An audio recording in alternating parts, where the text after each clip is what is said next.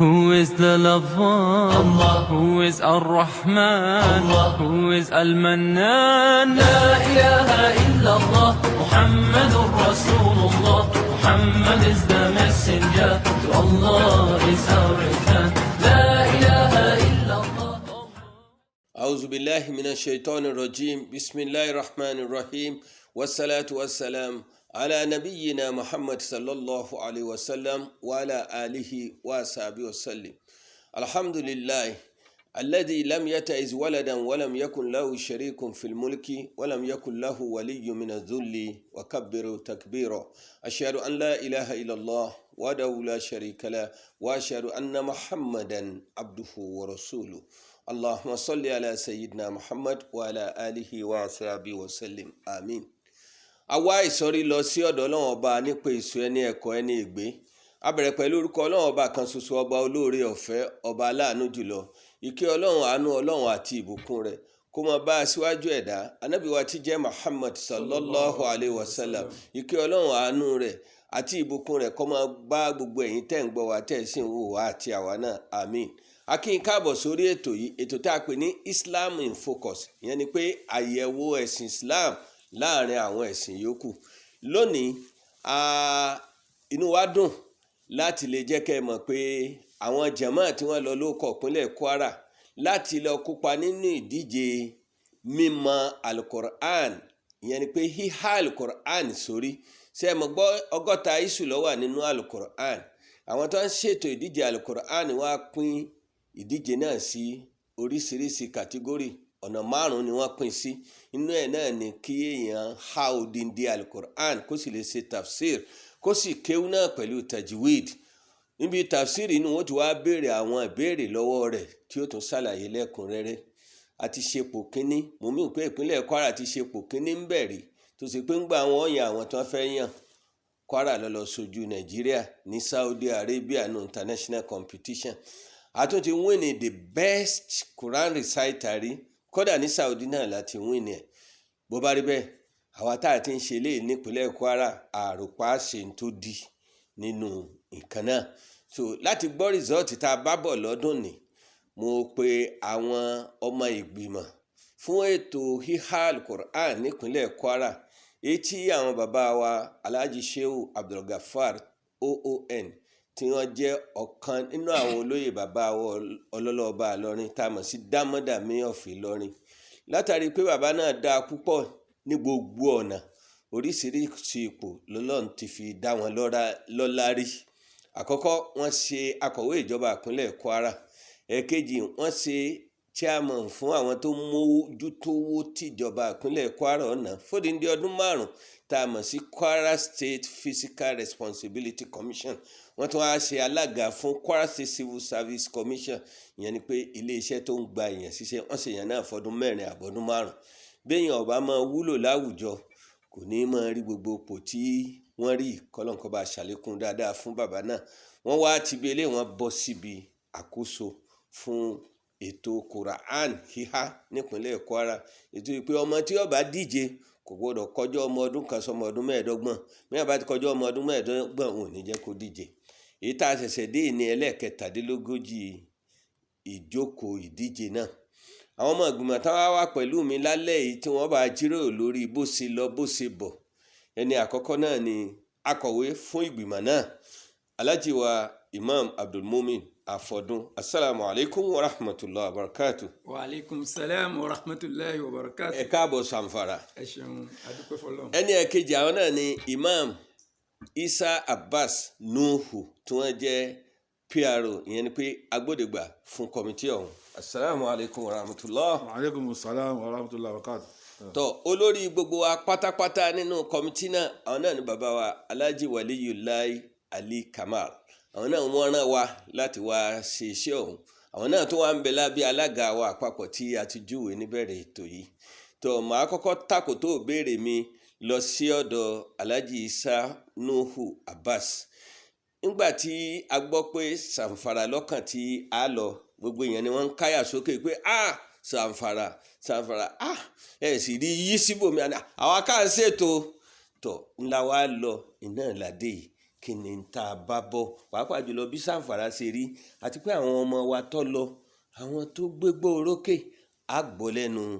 sẹ́kẹ́tírì tán fi gbé ẹ̀bùn ńláńlá wálé àmọ́ àwọn yòókù náà mo rí i pé ẹnì kọ̀ọ̀kan wọn ni wọ́n fún ní 50,000 fún báwọn náà ṣe dáadáa ẹ̀ bá wa jẹ́ ká mọ̀ wọ́n bisimilayi. alhamdulillahi rabbil alamin arrahmanir rahim maliki yawmiddin wassalatu wassalam ala mab'us rahmatan lil alamin sayyidina muhammad wa ala alihi wa sahbihi wa man tabi'a bi hidayati ila yawmiddin amin. ọpẹ́ ni fún Ọlọ́run alhamdulillah ọba tí ọpẹ́ tọ́ sí tọ́pẹ́ sì yẹ ẹgbẹ́ ní gbogbo gbanúgbà àsìkò àárín nǹkan tá a gbọ́dọ̀ máa ti tayọ ká máa dúpẹ́ fún Ọlọ́run náà ni fún sísọ rẹ̀ lọ sísọ wa lọ sọ́hùn ó sọ wa ló sì sọ wa bọ̀ dáadáa eléyìí náà tó lọ́pẹ́ fún Ọlọ́run àìtúndé náà abáyélá àtàláfíà Ọlọ́run mọ́sá àgbà lọ́pẹ́ fún wa gbogbo èèyàn ló káyà òkè nígbà tí ìdíje Zamfara ń súnmọ́ Zamfara lẹ́ lọ kíní kan tọ́ alhamdulilayi kódà àwọn kan àwọn òbí wọn lọ bá chairman wa nílé àwọn bàbá tẹ dákọ lẹ́ẹ̀kan pé àwọn ọmọ àwọn oníjẹ wọn ó travel o torí táwọn gbọ́ báyìí òun náà ni bàbá tó wá fi sọ̀rọ̀ níjọ́ tá à ń ṣe final closing kó tó di pé excellency wa governor wa ní Kwara state Mana Abdulrahman Abdulrasaq kan tó wá ní ẹ má wọrí ẹ sì mọ́ fíà káyọ̀ pé ojú ọ̀nà lílọ ni ẹ má wọrí àwọn ò lift gbogbo àwọn contingency tí máa ń lọ ni wọ́n fi bàálù gbé wọn lọ ni wọ́n sì fi gbé wọn bọ̀ ni so gbogbo àwọn tá a lọ 18 ni wá tí a lọ sojú Kwara lọ́hùn gbogbo wa náà la sì lọ pẹ̀lú plane bàálù la wọ lọ láti lọ ní Àbújá dé Sókótó bákan náà gbàtà tún bọ̀ náà bẹ́ẹ̀ náà la wọ bàálù náà so a dúpẹ́ lọ́wọ́ Ọlọ́run fún eléyìí dúpẹ́ lọ́wọ́ ìjọba tí wọ́n ṣe oore fún wa àwọn ọmọ tí a jọ lọ àwọn 9 ní àwọn ọmọ tí wọ́n lọ sojú Kwara níbi ìdíje kékeré Quran náà àwọn 4 ni ọjọ́bìnrin àwọn 5 ló jẹ́ ọkùnrin nínú wọn láti ẹni tó há ìsù 10 ní obìnrin òun náà ni Mariam Isa Onílù ẹni tó tún há 20 ìsù lóbìnrin òun ni Aisha Yusuf Abio ẹni tó tún há 40 ìsù òun náà ni Adékanyè Aisha Adéọlá bákan náà ni Alimat Adéníkẹ́ Adékanyè òun há 60 ìsù bí àwọn 4 obìnrin tó lọ bó ṣe jẹ́ nìyẹn ṣùgbọ́n àwọn ọkùnrin tí wọ́n kó lọ àwọn 5 ni obìnrin ni àwọn ọkùnrin náà ẹni àkọ́kọ́ ni Abdulrazak Abubakar òun há ìsù 10 tiẹ̀ tí wọ́n máa ń pè ní Ashara Azab Watengim tó tún dùn òun sí kíkẹ tiẹ̀ ẹni ẹ̀kejì ni Sherifuddin Zakaria Akorede òun ló há 20 ìsù ẹni ẹ̀kẹta ni Kamaluddin Usman Ìyàndá òun há 40 ìsù ẹni ẹ̀kẹrin òun náà ni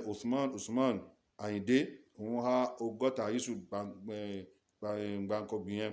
ẹni tí ó ṣẹlẹ̀ karùn-ún òun náà ni òun há odidi Quran ó tún wá lè ṣe tẹ̀fsìrì ìtumọ̀ rẹ̀ tẹ́sí pé ọmọ owó tíra o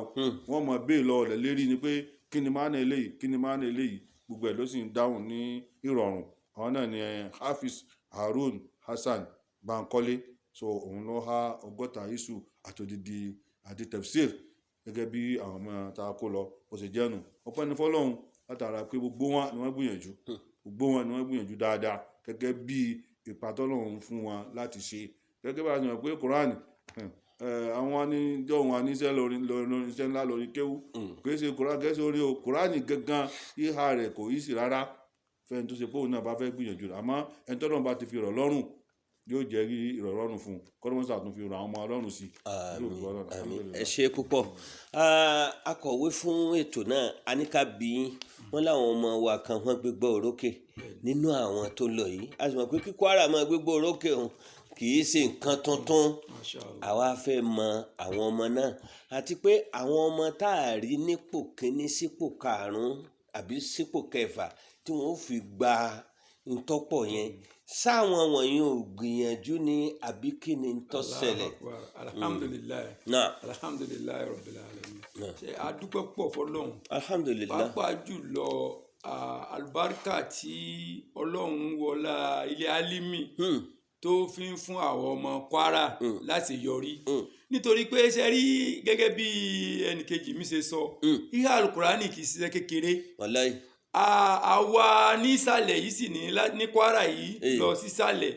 àwa tún ní disadvantage ju àwọn nọ́ọ̀tì lọ ọ̀pọ̀lọpọ̀ àwọn tó wà nọ́ọ̀tì tọ́mọ bá ń tí ń há Al-Qur'an kò ní ṣiṣẹ́ míì sí mọ́ kò ní kọ́lá kò ní lọ léèwé kò ní tajà kò ní kiri kò ní ṣe nǹkan kan Kùránì ni ó mọ̀ ṣe ní iṣẹ́ gbogbo àárọ̀ ọ̀sán alẹ́ òru rẹ̀ àmọ́ lọ́dọ̀ wa ní kò sí ọmọ wa kan tá à ní fẹ́ kó lọ léèwé nínú ara ẹ̀ náà láti sọ nínú àwọn prógráàmù tó ti kọjá lọ́sẹ̀ tó kọjá wípé ọ̀pọ̀lọpọ̀ àwọn ọmọ tó Al-Qur'ani yìí lọ́dọ̀ wa yunifásitì ni ọ̀pọ̀lọpọ̀ wọn wà pàápàá jùlọ tí wọ́n ti tún ṣe bíi àwọn sáyẹ́ǹsì bíi medical medicine wọ́n ṣe engineering gbogbo àwọn ọmọ yìí ẹ rí i pé àánú Ọlọ́run ni wọ́n tún fi ń lọ kojú tá à ń sì tún rí pò mú láàrin àwọn tó ti pé wọn ti ṣiṣẹ́ méjì àti eléyìí ráyè wọn jókòó tì. ẹ rí i pé àánú Ọlọ́run ní kò lè rí wa àti ìgbìyànjú pàápàá jùlọ ìgbìmọ̀ tí ń rí sí kíké Al-Qur'ani tó jíkẹ́ àwọn bàbá wa Sheikh Waliyullah Ali Kamal tí wọ́n ń ṣe àkóso bí àwọn ọmọ yìí bá ṣe Al-Qur'ani nítorí pé mo rántí pé ká tó lọ bí oṣù mélòó ó kù bí oṣù mẹ́ta la tún dá ìdánilẹ́kọ̀ọ́ sílẹ̀ fún gbogbo àwọn àfáà tí ń kọ́ wọn ní gbogbo Kwara yìí láti yàn wọ́n. ara ṣẹ́ tí kọ́mítì yìí tó ń ṣe nu wípé àwọn àlùfáà tí wọ́n ń kọ́ àwọn ọmọ ní Quran memorization ká kúkú kọ́ àwọn náà jọ ká tírẹ́nì wọn lórí bí wọ́n sì máa kọ́ àwọn ọmọ lọ́nà tọ́tọ́ tá a pè ní train the trainers. ẹ ṣeun nítorí experience tí a dá ọkọ táwọn bàbá wa dámọ̀dàmí Ìlọrin tí wọ́n ti níbi gbogbo ìwòye ìgbésí ayé náà wọ́n tún kó wípé ẹ jẹ́ ká tún ṣe báyìí wọ́n tiraka owó díẹ̀ kan náà mílíọ̀nsì lánàá lérí eléyìí gbogbo nǹkan tíjọba máa ń fún wa náà mọ náà torí pé bàbá yìí kọ́bọ̀ ò ní jáde láì jẹ́ pé ẹ ó ní nǹkan pàtàkì tí a fi ṣe kò sí ìgbìmọ̀ kan tó lè mú kọ́bọ̀ nínú gbogbo àwọn kìíní so adúpẹ́ fọwọ́fọ́ lọ́hùn fún àwọn ọmọ yìí tòun ti bá a ṣe ní wọ́n kórin méjì bọ́ náà. kódà wọ́n kórin mọ́ta ọmọ tó score less than 80% nínú gbogbo ọmọ tá a kó lọ kò sí gbogbo wọn ẹ rí i pé àwọn pọ́ǹtì díẹ̀ ni wọn tán fi gbé wọn gbogbo wọn kò sí èyí tó score less than 80. àdúpẹ́ fọlọ́run tí Ọlọ́run tún wá fún wa ní position yẹn tó jẹ́ pé obìnrin òun ló mú second position tó nú àwọn tó high school mẹ́wàá wọ́n second position yìí wọ́n sì fún wọn lẹ́bùn ńláńlá. tọ́ ẹja mẹ́bùn náà 800,000 ni wọ́n fún ẹni tó ẹgbẹ̀rún lọ́nà ọgọ́rùn-ún mẹ́jọ nǹkan díẹ̀ ló fi dín ní mílíọ̀n kí ló dín ní mílíọ̀n bákan náà àwọn ní president wa ó fún wọn ní laptop èyí tó ṣe pé wọ́n ní wọ́n padà send eléyìí náà sí wa ẹnìkọ̀ọ̀kan náà tó win bí obìnrin ti ní ọkùnrin náà ní tó ṣe pé wọ́n ní ká máa expect ẹ̀ téèta àti nígbàgbọ́ pé lágbára Ọlọ́run yóò kà wá lára bẹ́ẹ̀ ọkùnrin náà tóun náà win ní 5th position wọ́n fóun náà lẹ́bùn 700,000 náà lòun náà gbà wálé àwọn tọ̀hún gẹ́gẹ́ bí gbogbo wọn bá sọ pé kò sí èyí tí ó gbìyànjú nínú wọn wọ́n fún wọn ní owó 50,000 ẹnì kọ̀ọ̀kan wọn. gbogbo ẹni tó participate nínú gbogbo consolation prize 50,000 ẹni pé àwọn ìlú wọn gbìyànjú Zamfara gbìyànjú púpọ̀. ẹ ṣe púpọ̀ Imam Abbas afẹ́ káwọn ọmọ tó ń wìn nìyí kàn tiẹ̀ kéwú fáwọn aráalé kí wọ́n gbọ́ wọ́n sì bá wa wá lónìí ìbéèrè tí ń béèrè ni pé bàbá wa ọlọ́lọ́ba àlọ́rin ṣéèwù wallahu yasimuka minan nas àwọn ni grand patron fún gbogbo ẹni tí ń há Qur'an nípínlẹ̀ Kwara ń bí ipa wo ni bàbá kó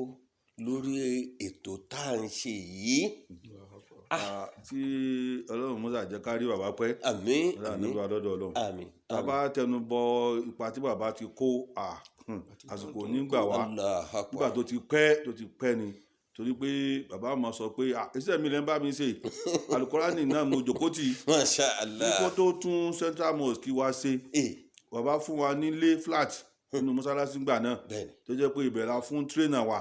pé kọ́ máa gbé bẹ́ẹ̀ lọ́fẹ̀ẹ́ tá a mú wá láti Maiduguri máa tírẹ́nì àwọn ọmọ wa wọ̀nyí. àfàwà góní Bishara bàbá tún wá ní látàpọ̀ omi lóṣooṣù wọ́n tún wá fún un ní owó ńgbà náà àtòsówó tí kọ́mítì ń fún un láti ìgbà tá a ti ń wí yìí tí bàbá wa ti dérò ìrọ́mọ̀ ẹ̀yẹ kún ogun lẹ́mìí kan ló pẹ́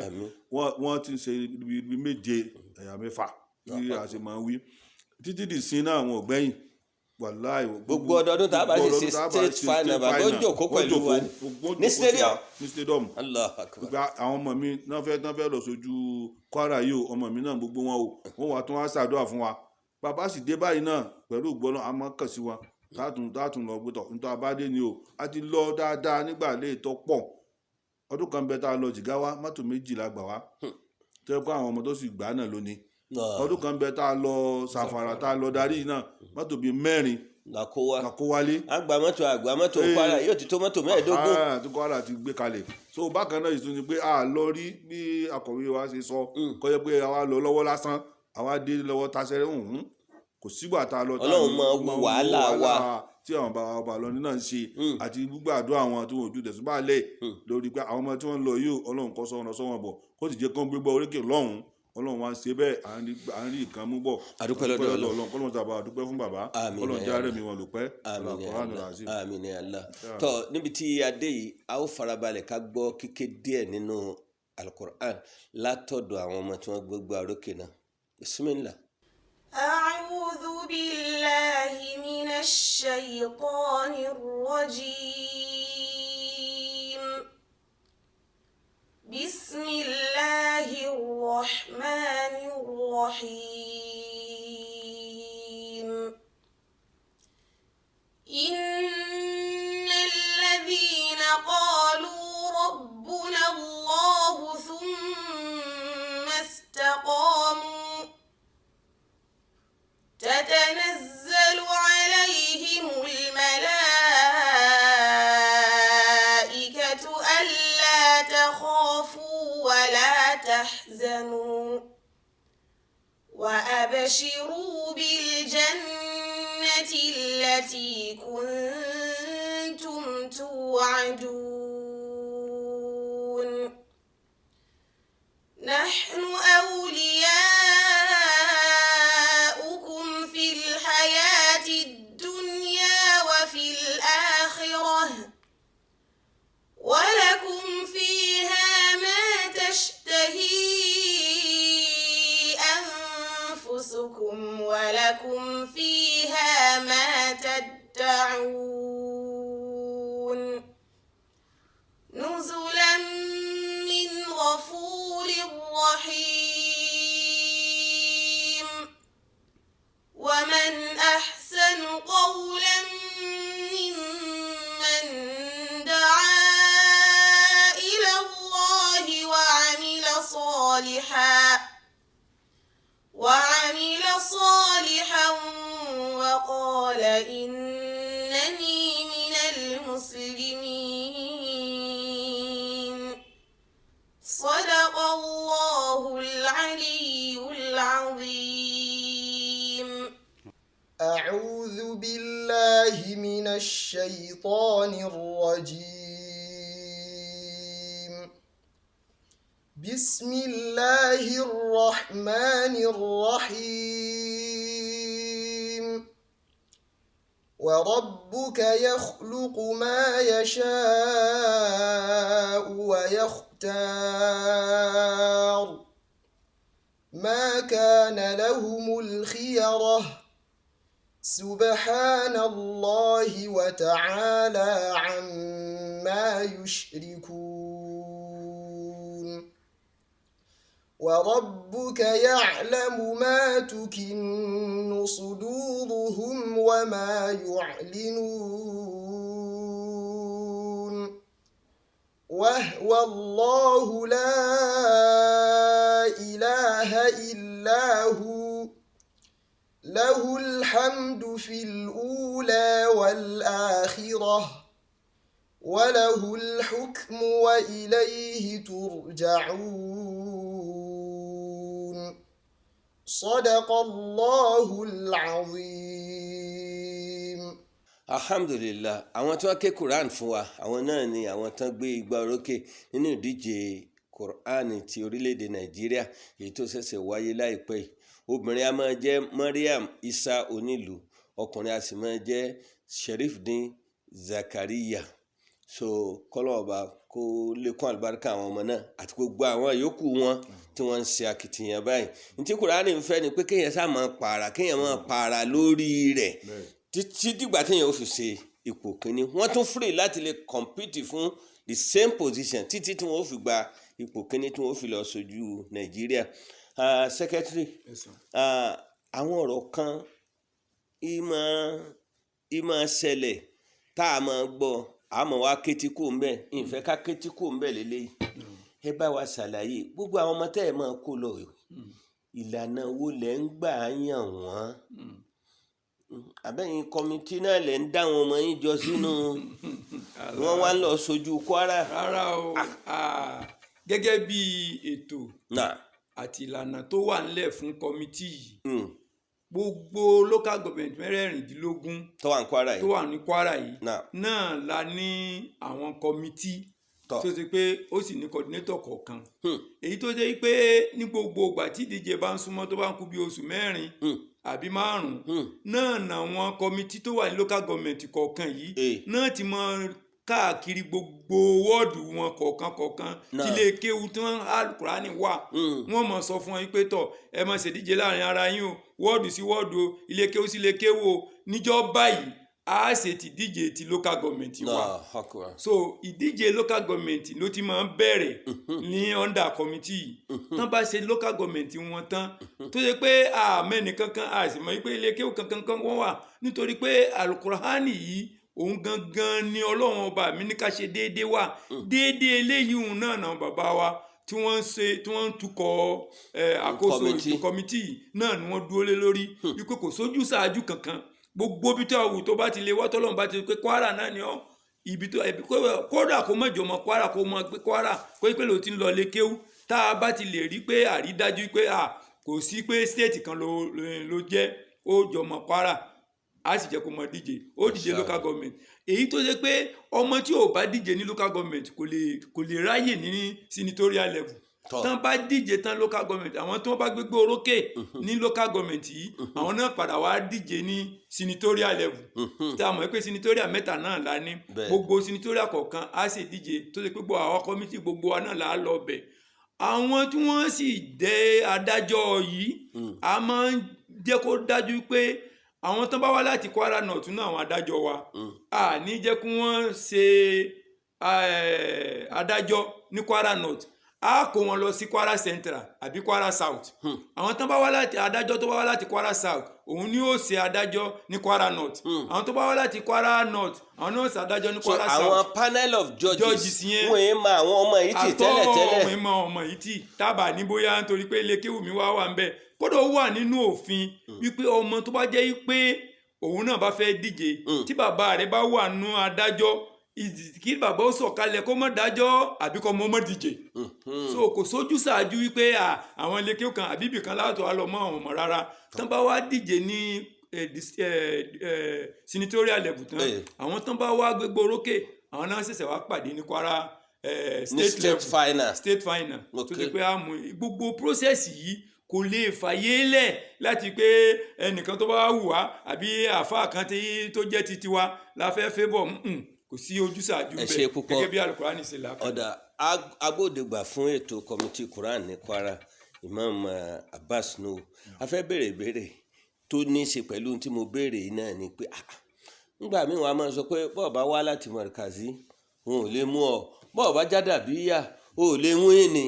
ṣé ilé kéwúlẹ̀ ń wò lẹ́ fi ń ṣe ìdájọ́ tá a fi yàn àwọn ọmọ tí ó lọ ni. Al-Qur'ani ò fi irú nǹkan báwọn kalẹ̀ gẹ́gẹ́ bí àfàwà abdulmumin ṣe sọ ọ̀rọ̀ Ọlọ́run ní Qur'ani Allahu Akbar ó sì ní ká ṣe dọ́gbadọ́gba Allahu Akbar so ti onífàádìlú àlọ́ká nàzá kòròbá kò ṣe dọ́gba kọ́dà bó ṣe pé àwọn tó súnmọ́ ni ó gbọ́dọ̀ ṣe dọ́gbadọ́gba. ó tún sọ pé ìdìlú huwa aqrabu lit-taqwa ẹ ṣe déédéé torí àpẹẹrẹ tá a fi mẹni tọgbọlọ́hún gbọ́ ni kò sí pé báyà lè kéwò kankan kò sì sí ẹlẹ́yàmẹ̀yà níbi ìdíje Quran àbí mímú àwọn tó bá gbé gbòrókè tó bá gbó rí bẹ́ẹ̀ ni àwọn tá à ń lọ bá lọ́hùn náà àwọn èèyàn wọn ò ní máa wí ni wọn. bẹ́ẹ̀ni. torí àwọn sọ pé Haúsá ló ní Quran Yorùbá náà ń pa àwọn náà ń wí ni. bójú ṣáájú la bá fi yàn wọ́n wọn ò ní rí pòsíṣàn tí wọ́n rí mú wálé Allahu Akbar. gbogbo lè kéwò tó bá fẹ́ díje wọn fa gagbága ni lójú gbogbo ayé sì ni tó kálukú náà ó sì rí pé kọ́ra kó tó di pé àwọn jọ́ọ̀jì ń sọ pé ìtọ́gbà ni ẹni tẹ́ bá mọ̀ nípa gbígbọ́ rẹ̀ kíkẹ́ rẹ̀ ẹni tó ti mọ̀ pé ọmọ yìí gbìyànjú. ẹ ṣe púpọ̀ àmì ìbéèrè parí òun wá ni pé lórí ètò yìí àwa kíyèsí àwa mẹ́mbà kọ́mítì Quran memorization Kwara o àwọn ilé kéwú ń jàjò rẹ̀yìn nípa káwọn ọmọ wọn máa há Qur'an ẹ̀yin náà lẹ́sọ̀ yìí ẹni ọ̀pọ̀ àwọn ọmọ tá a máa kó lọ universities náà ti wá bẹ́ẹ̀ni omi ó wá láti polytechnics kódà rẹ̀ tó wá láti kwazu bẹ́ẹ̀ni colleges of education kí ló ṣẹlẹ̀ sáwọn madrasa wa tó ṣe pé àwọn gan wọn níṣẹ́ tá à ń bá wọn ṣe yìí àwọn ọmọ wọn ìwà gbégbó orókè ṣé wọn ò láwọn àlùfáà tí ó tírẹ́nì wọn tí wọn ó fi máa ṣe dáadáa ni àkíyèsí pàtàkì bẹ́ẹ̀ bá sì fẹ́ gbà wọn mùdírù nímọ̀ràn ẹ sọ níyà yín náà kí kálukú ọgbọ́n. àkíyèsí pàtàkì ni ẹ pè wá sí yìí Náà, èyí tó jẹ́ wípé a pe gbogbo ilé kéwú ńláńlá nítorí pé ó máa ń ṣe ni láàánú wípé ọ̀pọ̀lọpọ̀ àwọn ilé kéwú ńláńláńláńlá tó lóko tó lókì àìsábà rí àwọn ọmọ tán alukurani níbẹ̀. Allahu akbar. alukurani náà sì ló lórí gbogbo ẹ̀kọ́ tá a bá fẹ́ kéèké nípa Islam ó ṣe pàtàkì kó jẹ́ pé ẹ dákun gbogbo àwọn tí wọ́n ń ṣe tí wọ́n dálé kéwúlẹ̀ a fẹ́ kí ẹ máa fi ètò kíkà alukurani yìí bẹ́ẹ̀ bá rí àwọn tí wọ́n bá yín ṣe àfa àwọn ẹ kàn sí ikọ̀ yìí a rí àwọn tí wọ́n wá láti outside tá a gbà fún yín tí wọ́n mọ̀ kọ́ àwọn ọmọ yìí gẹ́gẹ́ bí wọ́n ṣe ń alukurani nítorí pé ètò tí èèyàn gbọ́dọ̀ tẹra mọ́ ni gẹ́gẹ́ bí mùsùlùmí. adúpẹ́ lọ́dọ̀ Ọlọ́run ẹ ṣé púpọ̀ mo tún fẹ́ fi kún tí secretary sọ nípa pé a ti ní League of Quran Memorizers ní Kwara ń bí